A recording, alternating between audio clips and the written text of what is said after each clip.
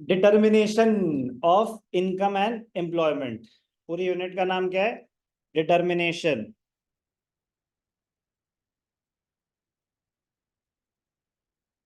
Of income and employment. Determination of income employment, किसकी income determine कर रहे हैं? किसकी इनकम डिटरमिन कर रहे हैं? हम इनकम डिटरमिन कर रहे हैं नेशन की। हम इनकम डिटरमिन कर रहे हैं नेशन की। इधर बैठो आप। 11th में हमने सीखा था consumers equilibrium, producers equilibrium, market equilibrium, वो सारे थे माइक्रो कॉन्सेप्ट्स। 12th में हम सीखेंगे नेशन का, इकोनॉमी का इक्विलिब्रियम कैसे एसरटेन होता है। When is the market said to be in equilibrium? When the market demand is equal to market supply.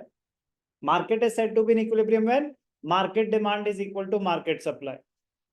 The nation, the economy will be said to be in equilibrium when aggregate demand will be equal to the aggregate supply.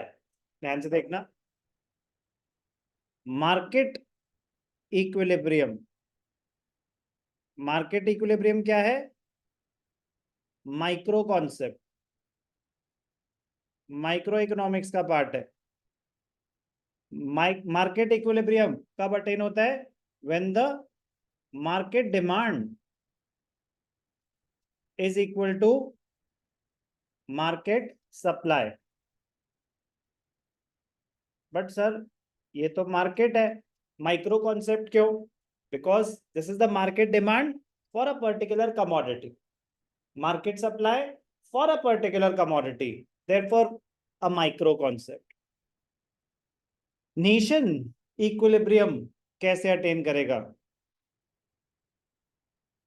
Economies equilibrium, an economy is said to be in equilibrium when the aggregate demand, when the aggregate demand is equal to aggregate supply, when aggregate demand is equal to aggregate supply.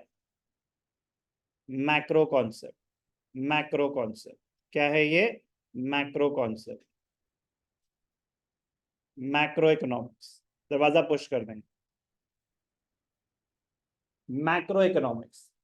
So the nation will be said to be in equilibrium when the aggregate demand is equal to aggregate supply. तो पहले हम understand करेंगे कि aggregate demand क्या होता है, फिर हम अंडरस्टैंड करेंगे एग्रीगेट सप्लाई क्या होता है, फिर कहीं जाके हम अंडरस्टैंड कर पाएंगे कि इकोनॉमी इक्विलिब्रियम कैसे एसरटेन करती। तो पूरी यूनिट का नाम है determination of income and employment. ये यूनिट 3 पार्ट्स में डिवाइडेड है। एक ही यूनिट है, एक ही यूनिट है, बोर्ड्स में 12 मार्क्स की। अभी तो इसकी इतनी वेटेज है कि आपके एग्जाम में ये 40 मार्क्स का पूछ सकते हैं, और इतना कंटेंट भी है इनके पास। नेशनल इनकम भी है, 40 मार्क्स में पूरा पेपर बना सकता हूँ। फिर भी होगा यार, क्या छोड़ना पड़ेगा बहुत कुछ मेरे को पेपर में 40 मार्क्स में, क्योंकि कंटेंट बहुत ज्यादा है। लाइकवाइज इसमें कंटेंट लर्निंग पार्ट अच्छा खासा, मतलब काफी कुछ सीखेंगे, काफी कुछ सीखेंगे। नेशनल इनकम से साइज कम, नेशनल इनकम से कम लेंदी है, नेशनल इनकम से ज्यादा स्कोरिंग है। 3 पार्ट्स में डिवाइडेड है। तो पहला पार्ट है aggregate demand and aggregate supply. पहला पार्ट क्या है? Aggregate demand and aggregate supply. तो अभी मैंने आपको बताया कि क्यों जरूरी है अंडरस्टैंड करना the concepts of aggregate demand and aggregate supply. The nation, तो ये जो ना determination of income, we are determining the equilibrium level of income, equilibrium level of employment. Same point होता है, सेम बात होती है। When the nation is at equilibrium, तो इक्विलिब्रियम लेवल ऑफ आउटपुट है, इक्विलिब्रियम लेवल ऑफ इनकम है, equilibrium level of employment है। तो इनकम, आउटपुट, एम्प्लॉयमेंट एक ही बात है। Different ways of measuring the nation's income. So first we will understand the concepts of aggregate demand and aggregate supply. Second part focus करेगा equilibrium पे, second part focus करेगा equilibrium पे। equilibrium nation का कैसे ascertain होगा? एक होगा ADS approach और एक होगा saving investment approach. SI approach भी बोलते हैं, I equal to S approach भी बोलते हैं। Saving investment approach, ADS approach, दो अप्रोचेस से हम नेशन का इक्विलिब्रियम एसरटेन करेंगे। और यहाँ पे हम सीखेंगे excess demand and deficient demand, excess demand and deficient demand. तो सीक्वेंस में ही चलना पड़ेगा क्योंकि सारी चीजें इंटर रिलेटेड है। खुशी की बात, मार्क्स नेशनल इनकम से ज्यादा, time taken to cover the concept national income से कम। नेशनल इनकम के न्यूमेरिकल्स करने में कम से कम 10 दिन लगते हैं, कम से कम। Income method, expenditure method, value added method, deflator, अगर सारे न्यूमेरिकल्स अच्छे से करे जाएं फर्स्ट टाइम तो मिनिमम 10 to 12 डेज लगते हैं।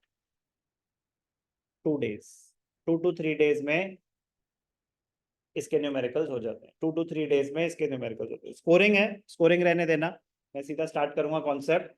यूनिट का नाम है determination of income and employment. क्या डिटरमिन कर रहे हैं? एक नेशन की इक्विलिब्रियम। नेशन इक्विलिब्रियम कब एसरटेन करता है? When the aggregate demand is equal to aggregate supply. हमें कुछ नहीं पता कि क्या होता है एग्रीगेट डिमांड, क्या होता है एग्रीगेट सप्लाई। नेशन का इक्विलिब्रियम तो बहुत ही दूर की बात है। तो हम जीरो से, स्क्रैच से स्टार्ट करेंगे। पहले हम अंडरस्टैंड करेंगे concepts of aggregate demand and aggregate supply. AD के फर्दर कंपोनेंट्स हैं कंजम्पशन और इन्वेस्टमेंट, एग्रीगेट सप्लाई के कंपोनेंट्स है। तो सबके पहले कंपोनेंट्स अंडरस्टैंड करेंगे, फिर इन टोटल एडीएस क्या होता है वो अंडरस्टैंड करेंगे। जब सब कुछ समझ आ जाएगा तो इक्विलिब्रियम एसरटेन करना बहुत ही ज्यादा आसान काम होगा, बहुत ही ज्यादा आसान काम। तो चलो शुरू करें एक एक करके इक्विलिब्रियम के कॉन्सेप्ट्स।